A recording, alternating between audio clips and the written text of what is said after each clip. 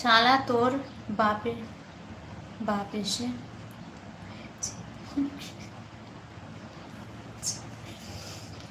তুই তো বলিস তোদের গাড়ি আছে বাড়ি আছে, তোর অনেক বড় লোক, অনেক সয় সম্পত্তি আছে, তা আমার বাপ কিনবে কেন? আমার বাবা তো স্ট্রোকে হওয়া বেডে শুয়ে আছে একটা রুগী।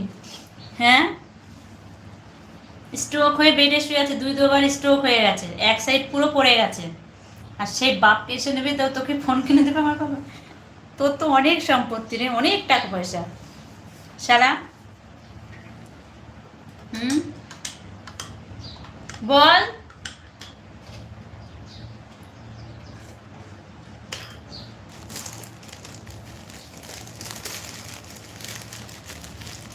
এত সম্পত্তি খাবে কে তোদের?